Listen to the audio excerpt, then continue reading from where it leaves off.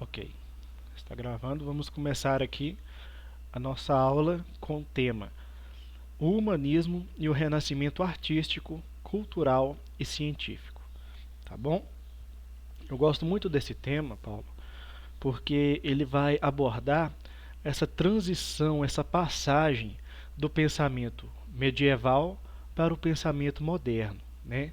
Como a gente já falou em outras aulas, a história se divide em períodos, né? A gente vai ter o período da pré-história, depois o período da história antiga, depois a Idade Média, depois a Idade Moderna e a era que a gente está vivendo, né? Que é a era contemporânea, ok? Então, o Renascimento ele vai ser um dos aspectos que vai marcar a transição da Idade Média para a Idade Moderna, ok? Vamos lá. O humanismo. O que é o humanismo? Quando a gente pensa em humanismo, né, a gente sabe que tudo que tem ismo no final se refere a uma ideologia, né, a um padrão de pensamento. Quando a gente fala de humanismo, a gente está se referindo ao padrão de pensamento, à ideologia que valoriza a figura do ser humano, né? Por exemplo, o machismo é a ideologia que valoriza a figura do homem, né, do sexo masculino. O feminismo, né, que luta pela igualdade do sexo feminino, né. É, que mais? O comunismo, por exemplo, né, que valoriza as ideologias políticas do comunismo, né, do socialismo. O capitalismo, né, que assim que busca valorizar o sistema, né, de consumo, o sistema capitalista. Né? Então, tudo que tem ismo no final, toda palavra que tem ismo no final, ela indica uma ideologia. E assim também é com o humanismo. Bom dia, Davi. Bom dia. Tudo bom? Tudo? Beleza. É Davi Augusto Alves da Cunha? Sim. Ok, coloquei aqui sua presença. Chegou bem no começo, hein, Davi?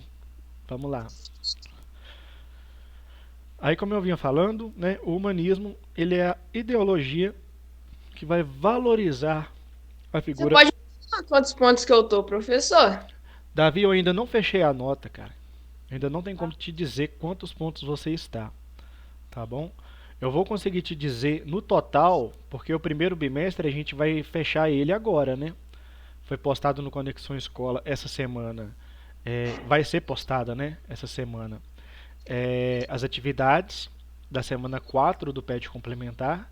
E na semana que vem a gente começa o PET 2 do Estado, né? A segunda edição do PET do Estado. E aí que vai marcar o início do segundo bimestre. Então é só depois que a gente começar o segundo bimestre que a gente vai conseguir fechar as notas, né, a participação, tudo assim do primeiro bimestre. Tá bom? Aí, de participação, vale quantos pontos? Vale 5 pontos. Aí talvez eu consegui tirar 5, professor. Ué, Davi, deixa eu ver aqui. Você tem algumas faltas aqui, né? Mas assim, não tirando 5, mas a maioria você tem. Você tem mais presença do que falta. Então, uma nota boa você consegue tirar sim. Você conseguiu fazer todas as atividades do primeiro PET? Sim. Do, das primeiras 4 semanas? Ele vale 15 pontos o primeiro PET. Você, Ah, consegui, você conseguiu fazer as atividades do PET complementar? sim. Então, ele vale 5 pontos. Então, se você fez todas e me entregou, né? Se você tiver acertado tudo, 20 pontos você já tem, né? Tá. Só ir acompanhando nossas aulas aí, pesquisa na internet, ver a correção, ler os textos, né, principalmente do PET complementar, que sempre vai trazer algum texto, que lá vai ter as respostas e procura fazer as atividades direitinho que não tem erro não, tá bom? Tá bom. Então vamos lá. Como eu estava falando, o humanismo ela é a ideologia que vai valorizar a figura humana, tá bom? Vamos lendo aqui o primeiro tópico. O humanismo foi um movimento filosófico e literário que ocorreu nos séculos XIV e XV na Península Itálica, ok? Mais para frente a gente vai falar aqui um pouco sobre a Península Itálica, tá bom? Que é onde fica a Itália. Mas aqui continuando. Inicialmente, o termo era empregado para designar os estudos de humanidades, ou seja, literatura clássica, história, dialética, retórica, aritmética, filosofia natural e línguas modernas. Mais tarde, recebe esse nome porque representa a ideia de que o homem estaria no centro de tudo, né? A ideia do antropocentrismo, ao contrário da mentalidade medieval, que era teocêntrica, ou seja, Deus no centro de tudo. Então, pessoal, o humanismo ele vai surgir na Itália, né, baseado principalmente no estudo dessas áreas de conhecimento aqui, ó, relacionadas a humanidades, né? A literatura clássica, quando a gente fala de literatura clássica, a gente está se referindo à literatura da Grécia Antiga e da Roma Antiga, tá bom? A história, a dialética, a retórica, a aritmética, todas essas áreas aqui, né, as áreas do conhecimento das humanidades, elas vão servir de base para fundamentar o argumento humanista, tá bom? E o fundamento, o argumento humanista, ele vai estar fundamentado no princípio do antropocentrismo. Antropo quer dizer homem, né, do grego. E centrismo vem do centro, né? Ou seja, o homem no centro de tudo, no centro do mundo, né? No centro do entendimento, da visão da realidade e do tempo, ok? Essa é a ideia do antropocentrismo, o homem está no centro de tudo, ok? Que é diferente da mentalidade da Idade Média, que era teocêntrica, ou seja, Deus estava no centro de tudo. Por isso que a gente fala que o Renascimento ele é um dos fatores que marca a transição da Idade Média para a Idade Moderna. Na Idade Média a gente vai ter o teocentrismo, né, a supervalorização da figura divina, representada pela atuação da Igreja Católica, né, pelo controle comportamental, cultural que a Igreja Católica exercia sobre a população da Idade Média, né, passando para o antropocentrismo, onde o homem vai ter essa visão vai passar a ter essa visão, né, de protagonista no mundo, né? O mundo está à mercê das habilidades, das qualidades humanas. Aqui a gente tem a representação de um desenho de Leonardo da Vinci, tá bom? Que é o homem vitruviano. A ideia do homem vitruviano é representar um homem perfeito em todas as suas medidas e proporções, ok? Você vê que dá para enxergar ele em duas posições, né? Uma um pouco com as pernas mais fechadas e os braços na horizontal, e depois com as pernas aqui numa abertura, né? E os braços também um pouco mais erguidos. A ideia desse desenho é mostrar como um quadrado e um círculo pode dar para a gente a exata proporção que um ser humano teria, né? Em todas as posições que o homem vitruviano ele é representado, ele está com as proporções corretas, né, com as proporções adequadas. Isso aqui é uma das imagens que mais representa, né, esse período histórico, o período do Renascimento, o homem vitruviano. Avançando aqui. Aliás, os humanistas rejeitavam o período medieval e chamavam essa época de Idade das Trevas, enquanto eles representavam o Renascimento. Quando se fala Renascimento, a gente pensa em algo que está nascendo de novo, né? Algo que estava inativo, né? E que renasceu. E a ideia é essa mesmo, pessoal. Eles batizaram, né, o movimento que eles estavam exercendo Desculpa como... sair do professor. Tudo bem, acontece. Eles representavam o período do Renascimento com esse nome, porque na ideia deles, eles estavam trazendo novamente uma cultura que era a cultura clássica, né? A cultura da antiguidade clássica. Quando a gente fala em antiguidade clássica, pessoal, a gente está se referindo a duas sociedades. A sociedade grega, né? Representada aqui pela imagem do Partenon, que é o templo mais famoso, né? Dedicado a deus Atena, e aqui abaixo a sociedade romana, né, que foi representada aqui nesse slide pelo Coliseu, né, que é o principal centro assim de entretenimento, um dos maiores símbolos, né, do Império Romano, aqui o Coliseu. Então, essas duas sociedades da antiguidade, os gregos e os romanos, né, juntos, as culturas dos gregos e dos romanos, vão representar aquilo que a gente chama de antiguidade clássica.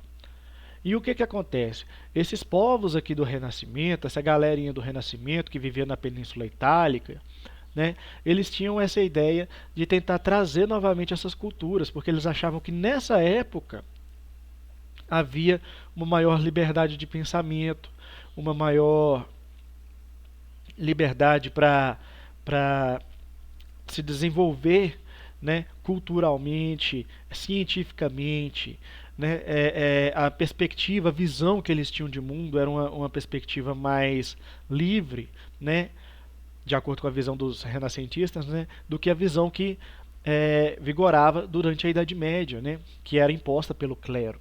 Então, por isso que eles vão chamar a Idade Média de Idade das Trevas, porque eles vão considerar que esse período todas as ideias eram controladas pela Igreja Católica, né? Por isso que a Idade Média vai ser chamada de Idade das Trevas, porque não havia liberdade para o livre pensamento, ok? Na literatura, destacaram a temática mitológica, o hedonismo e a natureza como um lugar de harmonia, né? Então vai ter aqui essa visão mitológica muito baseada principalmente nas mitologias clássicas, né? Na mitologia da Grécia e da Roma. Os filósofos humanistas valorizaram o ser humano, a investigação através de métodos científicos, ou também chamados os métodos empíricos, e as ideias da antiguidade clássica.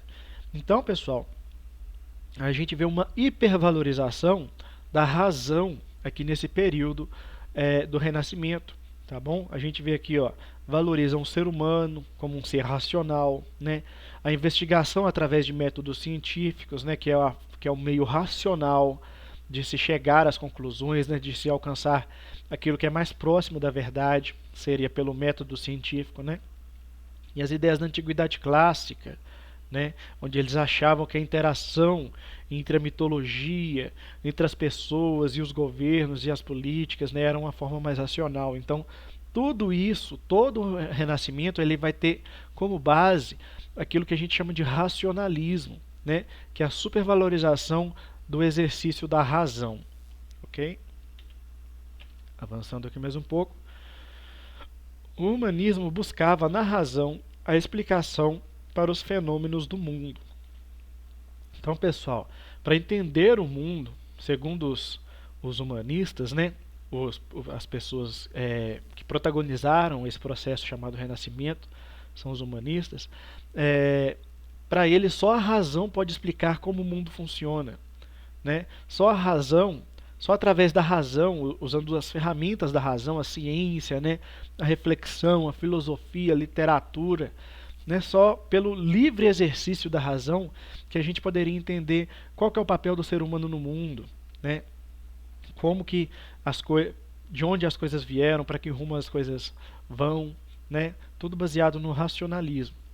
O humanismo teve como parâmetros principais a valorização do homem e da natureza, e a partir desses modelos erigiu todo um corpo teórico de procedimentos. Para o humanista, estudioso da antiguidade clássica, somente com a ordem era possível chegar à harmonia. Esse princípio servia tanto para a arte como para a política, tá bom? Então, pessoal, os renascentistas eles vão valorizar bastante essa questão aqui, ó, da ordem, do método, aqui, ó, teórico dos procedimentos, né, de uma forma correta de se fazer as coisas, né? Como a gente viu aqui no slide anterior, Leonardo da Vinci demonstrando, né, que todas as proporções humanas podem ser feitas a partir de formas geométricas, né? Usando um círculo e um quadrado, ele demonstrou que as formas geométricas elas podem representar a perfeição proporcional da figura humana, né? Então essa questão do procedimento, da técnica, de uma forma de fazer as coisas foi muito valorizada pelo pensamento humanista, pelo pensamento renascentista. E para dar um exemplo disso, a gente tem duas imagens aqui, ó. uma imagem renascentista e outra imagem medieval. A de cima é uma imagem renascentista. O que a gente percebe nessa imagem?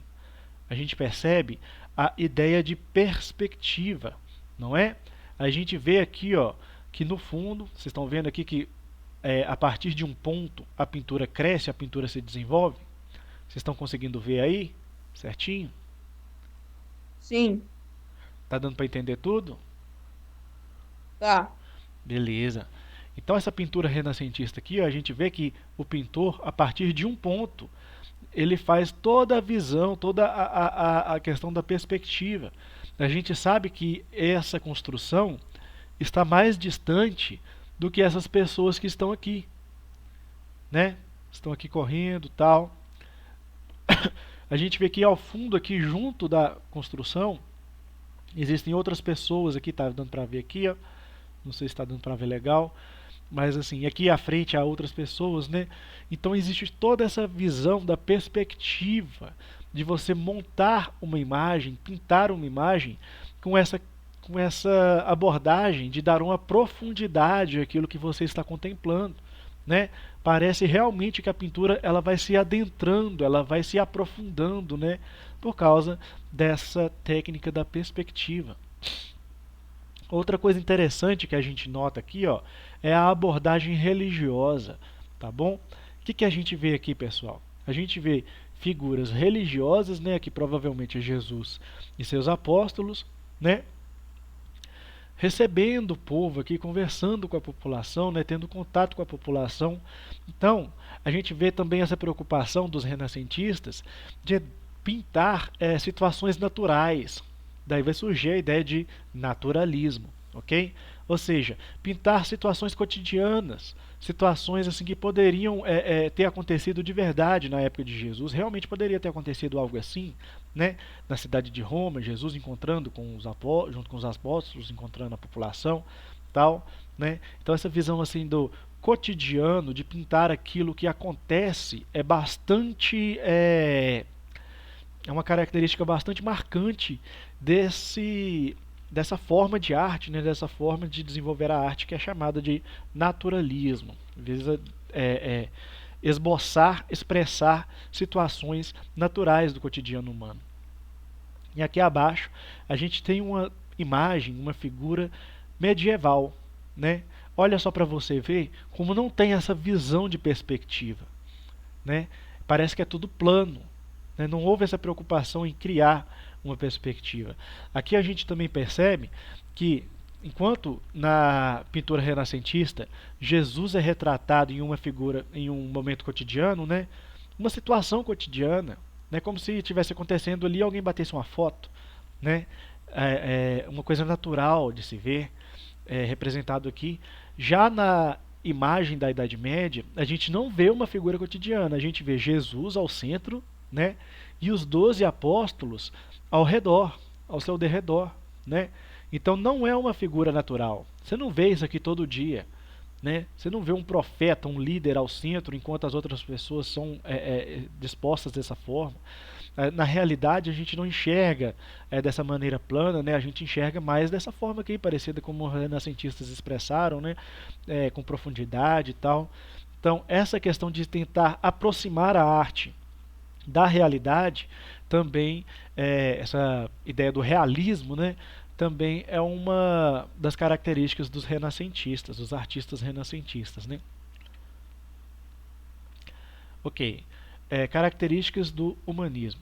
Dessa maneira surge o antropocentrismo, onde o homem e não Deus estaria no centro do universo.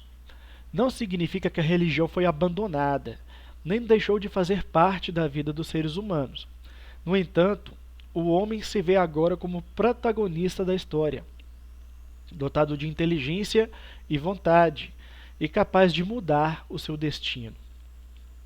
Assim, o homem do Renascimento não aceita as verdades preconcebidas, pois tudo deve ser provado pelo meio da experimentação, né, do método empírico. Ok? Então, pessoal, o que a gente vê aqui? Ó? A gente vê nessa imagem uma representação, né, de Deus indo até Adão. Vocês estão vendo aqui Deus junto com seus anjos, né, em uma carruagem alada, né, uma espécie de veículo alado, indo até a figura de Adão. Então a gente vê essa imagem aqui, ela representa muito bem, né, o teto da Capela Sistina, representa muito bem essa visão que fundamenta o Renascimento, a valorização da figura humana. Olha só que enquanto Deus é representado com vestes, Adão é representado nu, né? Então existe essa valorização da forma do corpo humano, né? Sempre valorizando o homem no centro, né? O antropocentrismo. Se a gente fosse pensar que na obra medieval, a gente não vai ver os apóstolos no centro, né? A gente vai ver Jesus aqui, a figura divina, no centro, né? E os apóstolos ao seu redor. E aqui a gente já vê o totalmente oposto, né, a essa visão de Deus no centro, do teocentrismo. A gente vê Deus indo até o homem é o centro, é o objetivo da atenção. O homem está parado aqui de boa, né? Adão está de boa, e Deus, né, voa até o homem. E outro detalhe curioso também, pessoal, dessa pintura aqui da Capela Sistina, é que eu não sei se vocês repararam, mas essa forma aqui, a que Deus e seus anjos estão inseridos, vocês estão vendo? Essa forma em vermelho aqui no fundo. Tá dando para ver aí, pessoal?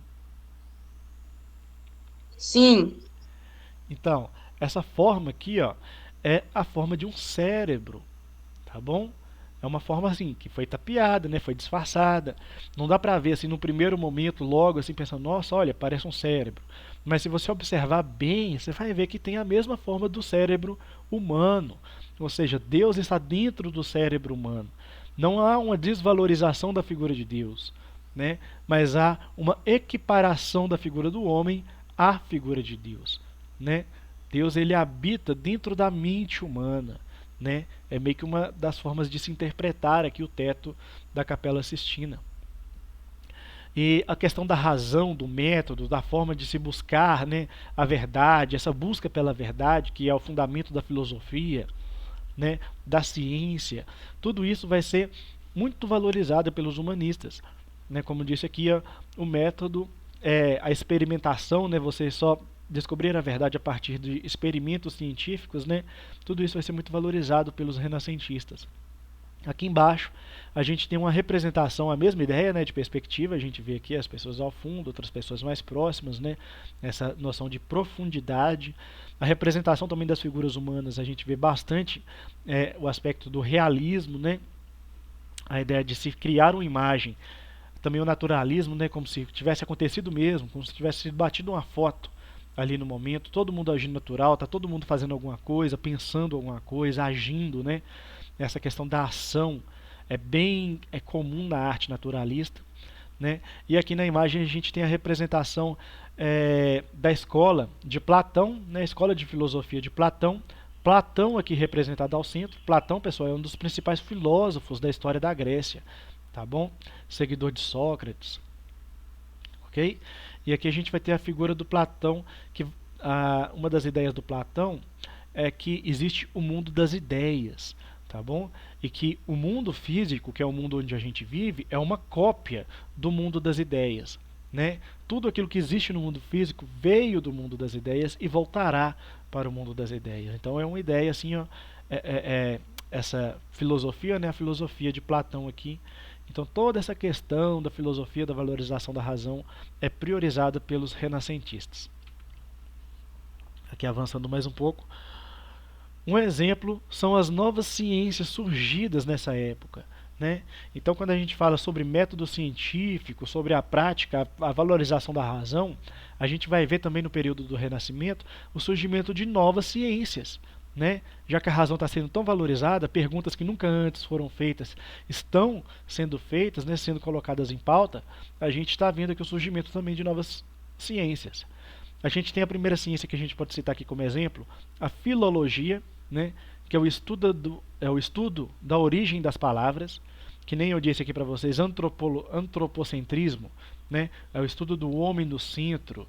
Né, a gente sabe que antropo é uma palavra grega, né, que representa homem.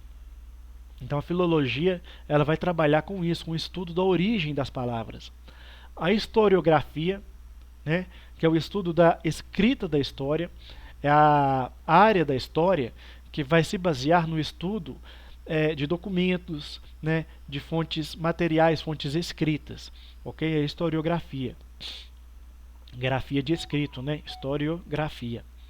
E a anatomia, né, que é o estudo do funcionamento do corpo humano, ok? A gente tem uma representação aqui, ó, de uma aula, né, onde o professor deve ensinar aqui para os seus alunos, provavelmente alunos de medicina, né, como que funciona os tendões do antebraço humano, né? Ele aqui dissecando um cadáver, mostrando como é que é o interior do corpo humano aos seus alunos. Toda essa questão do estudo do corpo humano, principalmente essa questão de dissecar cadáveres, né, para ver como é que funciona por dentro, vai ser uma questão assim bem fundamental no estudo da anatomia, ok? Inclusive, pessoal, esses pintores, né, quando a gente fala aqui do Leonardo da Vinci, né, dessas outras obras aqui renascentistas, né, a gente vê bastante essa questão da proporção, né, como os corpos são bem desenhados. Então, como que eles faziam para poder fazer os desenhos tão perfeitos assim? Eles estudavam anatomia, tá bom? Tinha alguns pintores que, inclusive, compravam cadáveres de indigentes, né? Morria um mendigo, morria alguém assim sem muita importância, sem família, alguma coisa assim. Compravam esses cadáveres para dissecá-los, para abri-los, para ver como é que funcionava a disposição dos músculos, como é que os músculos se comportavam, né? Comparando assim a anatomia de um cadáver com a anatomia deles próprios, né? De corpos vivos. Também surgiu nessa época aqui, ó, a questão de fazer pinturas, né, com manequins vivos, né? Toda essa questão aí que é ligada ao estudo da anatomia, ok?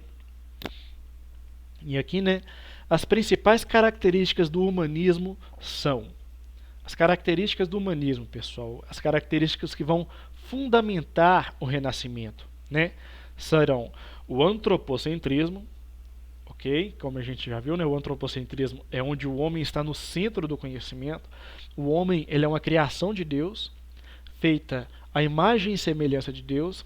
Vocês estão notando, né? Que o tempo todo, quando a gente fala do Renascimento, a gente não fala que o Renascimento virou as costas para a religião. O Renascimento não renegou Deus, não renegou a religião. Pode ser, pessoal, que no futuro, quando vocês estiverem fazendo algum vestibular, alguma coisa, sempre cai essa pegadinha de falar que o Renascimento negou a religião. E não, muito pelo contrário, né? O Renascimento, ele reinventou, ele reinovou, repensou a religião. Porque essa religião tratava o homem como aquela figura de culpa, aquela figura marcada pelo pecado, sem qualidade, né? Aquela figura que é vítima das ações de Deus, das decisões de Deus, né? Por exemplo, na Idade Média existiam essas três classes, né? A classe da nobreza, a classe do clero, né? Que era a Igreja Católica, e a classe dos nobres. E não poderia haver um questionamento sobre a estrutura dessas classes, não haveria uma transição, né? Entre os cidadãos de uma classe a outra. Então isso era muito bem fundamentado pela ideologia implantada pelo clero, né, dentro da sociedade medieval. Isso começou a ser questionado. Pô, será que o ser humano é tão assim inútil? Será que ele é tão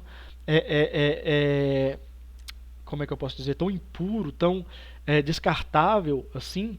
Porque o ser humano, ele é feito à imagem e semelhança de Deus, né? O ser humano, ele é dotado da razão. O ser humano, ele tem um livre-arbítrio, né? Ele tem a capacidade de criar ciência, criar cultura, criar religião, criar música, criar artes, né? Então o ser humano, ele começa a ser supervalorizado, né? Não que a religião seja desvalorizada. Então a gente tem o antropocentrismo como primeiro aspecto, né, primeira característica do Renascimento. A gente vai ter também o cientificismo. O que é o cientificismo? É a valorização da ciência, né, de modo a encontrar respostas científicas dos fenômenos naturais. Ou seja, por que chove? Porque Deus está zangado? Será que não existe uma explicação científica do porquê chove? Né? Por que o clima muda? Por que acontecem as estações? Né? Por que acontece um tornado? Né? Assim, de onde vêm as doenças? Toda essa questão do estudo científico começa a ser muito valorizado. O ser humano ele busca, ele para de ser, como é que eu posso dizer, uma vítima do que o mundo apresenta a ele. Ele começa a se tornar, a buscar, né, se tornar pelo menos, uma figura ativa dentro do que acontece na humanidade, ok? Através da ciência, através do método científico, que a gente vai chamar de método empírico, tá bom? E o racionalismo, em que a razão humana prevalece, ou seja, a supervalorização da razão, ok? A gente tem duas imagens aqui, né? A primeira representando o homem no centro de todas as coisas, né? Uma figura também famosa dentro do conceito do antropocentrismo. A gente tem um homem e no centro de tudo a gente tem um homem, né? O Sol e a Lua girando, né? Pelo homem que está no centro do mundo, né? E no centro também do cosmos. Vocês estão vendo aqui, né, que além do mundo existe toda essa coisa, essa representação abstrata aqui que representaria o cosmos, né, o espaço, o universo, né? Então o homem representado aqui no centro de todas as coisas. A gente tem uma figura, uma segunda figura aqui, né, que representa o experimento de Isaac Newton, onde ele deixou uma sala completamente escura e só em uma frestinha de janela entrava luz, entrava um raio de luz. E ele pensou, o que vai acontecer se eu fazer esse raio de luz, né, esse raio de luz mesmo, passar por um prisma, por um cristal. E ele foi e fez esse experimento. Colocou o prisma entre o raio de luz e um quadro branco, né? E o que ele viu? Ele viu a luz branca, a luz do sol, né, a luz que vinha de fora, atingindo o prisma e se dividindo em um espectro de cores, né? Todas as cores do arco-íris se representando aqui com a divisão da luz branca. E ele entendeu o que acontece. A partir disso ele explicou como que se forma o arco-íris, né? Ele criou a base de como que funciona a visão humana, né? Como que a visão humana ela consegue distinguir, separar as cores, né? E, então, tipo assim, toda essa noção da perspectiva das cores, ela surgiu aqui a partir desse experimento do Isaac Newton, né? Baseado no que? No cientificismo, no método, né? E na questão de buscar uma explicação através da razão. Okay? Outras das principais características do humanismo são a demonstração da figura humana, suas expressões e detalhes das proporções, baseada nos modelos clássicos greco e romano. Tá bom? Então a representação da figura humana a gente vê bastante, né, pessoal? A figura humana sendo representada, o corpo humano, a nudez, né, as formas humanas sendo representadas nas obras de arte dos humanistas, né, dos renascentistas. Aqui a gente tem um quadro, né, que representa a Afrodite, né, a Vênus de Milo, né, uma representação aqui, o nascimento de Vênus, perdão, que é equivalente a Afrodite na mitologia grega. Existem duas teorias sobre a origem da deusa. A primeira diz que ela foi gerada pelas espumas do mar dentro de uma espécie de concha, né, assim como foi representado aqui no quadro. A outra afirma que a deusa é filha de Zeus, né, deus do dia, do céu e do trovão, e de Ione, que é a deusa das ninfas. Ok? Representação aqui do nascimento de Afrodite, o nascimento de Vênus, né? Era chamado de Vênus pelos romanos e Afrodite pelos gregos. Também a representação da cultura clássica, né? E uma figura cotidiana, né? Também representando o naturalismo, representando assim o cotidiano, um dia, né? O dia de que nasceu Afrodite. Descentralização do conhecimento, onde a igreja perde o monopólio do conhecimento com o desenvolvimento da imprensa.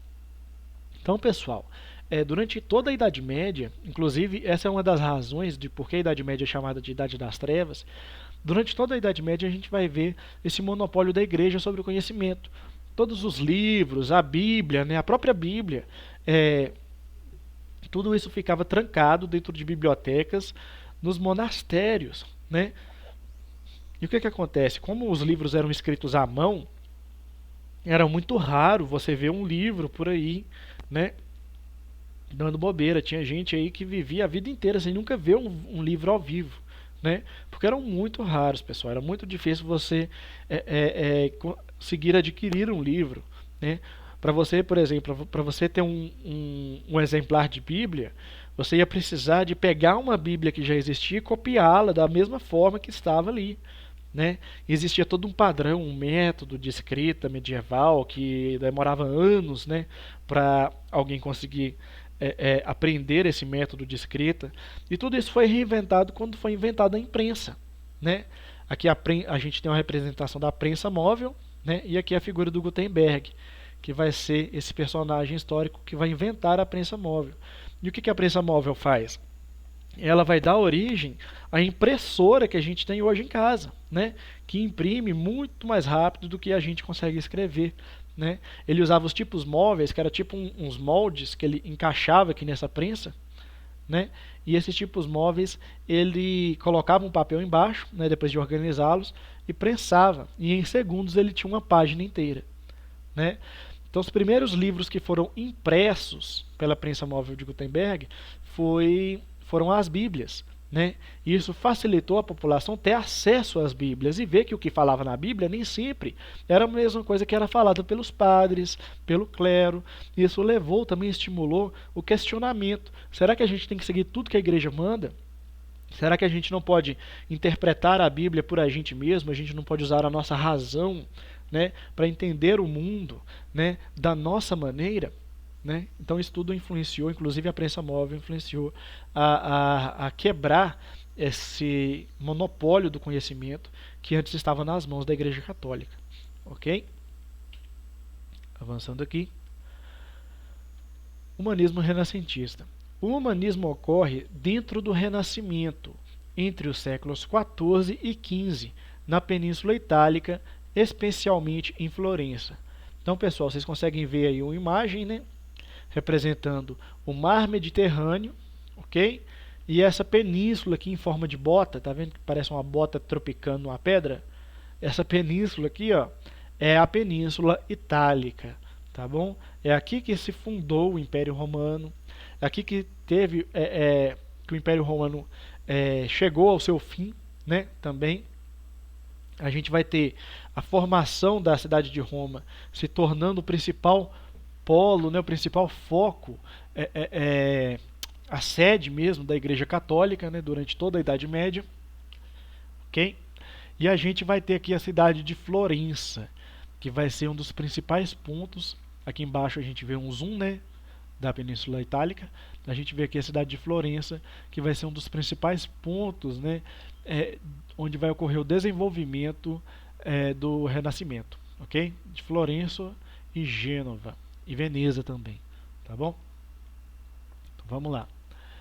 O humanismo ele acontece entre os séculos XIV e XV, especialmente em Florença. Na época, essa cidade era um dos centros comerciais mais importantes do mundo. As grandes famílias, como os Médici, os grêmios de trabalhadores e a igreja se lançaram a patrocinar artistas e literatos para mostrar a sua riqueza. Então, pessoal, aqui na cidade de Florença, o que acontecia? Nessa época não existia a Itália, como a gente conhece hoje. A Itália, né, o país Itália, que tem um governo italiano, tudo, não existia. Desde a queda do Império Romano, existiam no território da Península Itálica várias cidades-estado. Cada uma dessas cidades tinha o seu próprio governo, a sua própria organização, né? Então, aqui na Itália não existia a figura de um rei, né? Existia a nobreza, mas não existia a figura de um rei soberano sobre o território da Itália aqui não, tá bom? E o que vai acontecer? Essas cidades elas vão se tornar pontos de encontro de várias culturas. A gente vê que a Península Itálica... Oi, Yasmin. Boa tarde. Boa tarde. Chegou um pouco tarde, hein? Faltando 5 minutos para acabar a aula. Ué, mas no negócio tá 10h30. É 10h35 que acaba, né? A aula começou 9h45. Ah, tá. Tá bom? É Yasmin Aparecida Silva? É, Tá bom. Yasmin, eu vou colocar aí no chat o link do meu canal no YouTube. Eu vou estar postando até hoje de tarde essa aula. Tá bom? Você chegou tá. agora, você dá uma olhada lá no meu canal que para você rever a parte que você perdeu. Tá bom? Tá. Coloquei aí no chat, vocês dão uma conferida lá. Recomenda para seus amigos aí que vai estar ajudando a gente a espalhar conhecimento. Então, continuando aqui, galerinha. A Itália, ela vai ser esse local relativamente independente, né? E vai ser um ponto de encontro de várias culturas. Culturas, os islâmicos aqui do norte da África, o pessoal aqui que vivia nas Índias, na Ásia, né? A rota da seda que vinha da China, né? Passava pela terra. O mercado de especiarias que era feito, né? Aqui pela rota do Mar Mediterrâneo, entrando aqui por esse trecho de mar, né, que fica entre a África e a Península Arábica, né, todas essas rotas comerciais, elas confluíam e chegavam até a Itália. Principalmente nessas cidades que eu falei, Florença, Gênova e Veneza. Essas cidades, pessoal, elas vão ser centros de encontro de várias culturas. E esse encontro cultural, essa mescla cultural, combinado com reforma protestante, combinado com imprensa, né, a divulgação de livros, as pessoas começando a ler, né, pegando o hábito da leitura, tudo isso vai fazer com que as pessoas comecem a pensar mais, a viver em um ambiente culturalmente diverso, plural, rico, né? Isso vai influenciar bastante ao desenvolvimento do processo que a gente chama de renascimento, né?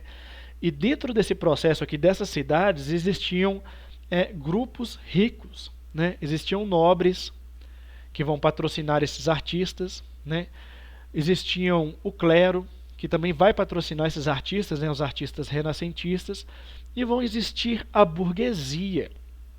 E aqui entra um ponto bastante importante, porque durante toda a Idade Média, se você nascia nobre, você tinha direito a ter riqueza, a ter reconhecimento social.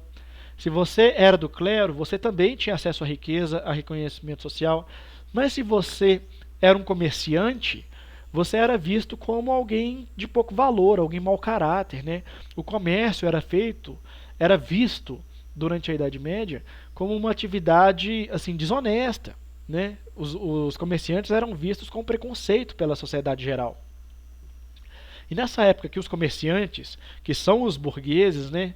Os burgueses são os comerciantes que vão surgir nas feiras, que eram chamadas de burgos, né? E vão receber esse nome burgueses, mas são basicamente comerciantes mesmo, que fizeram riqueza com o comércio, né? E começam a pagar esses artistas para escreverem livros, para pintarem quadros, para representarem a eles como nobres, como gente importante, como gente inteligente, como gente assim que precisa ser reconhecida na história. Então, quando eles fazem isso, eles estão o quê? Mudando a história.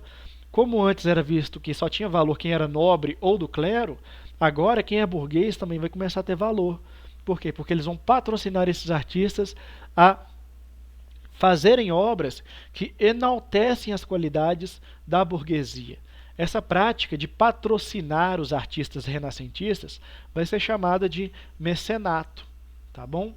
Mas o mecenato a gente vai falar um pouco mais aprofundadamente na próxima aula, porque a nossa aula, infelizmente, acaba aqui, tá bom? Pessoal, disso aqui que eu já falei, vocês têm alguma dúvida? Não. Deu para entender tudo certinho aí? Tranquilo? Sim. Beleza. Pessoal, caso tenha alguma dúvida, Oi. Paulo, você pode desligar o áudio, por favor? Obrigado. Caso tenha alguma dúvida, né, caso vocês queiram rever essa aula, vocês acessem lá o canal, tá bom? Vai estar disponível lá até hoje à noite no máximo, eu vou estar editando e postando o vídeo, tá bom? E qualquer coisa vocês podem me procurar no e-mail também. Procurem fazer as atividades, não deixem atrasar as atividades, porque nós estamos na última semana do primeiro bimestre, tá bom? Essas atividades valem ponto, é muito importante. Chamem seus amigos para participar das aulas também, que a participação nas aulas ela vale ponto. Né? Quanto mais você está presente, quanto mais aulas você assiste, quanto mais você participa das aulas, faz perguntas, se mostra interessado nos temas, mais você é valorizado, né, na hora da pontuação. E é isso, pessoal. Muito obrigado por tudo e valeu. Até a próxima. Tchau, obrigado pela aula. Tchau, tchau. Valeu. Foi um prazer.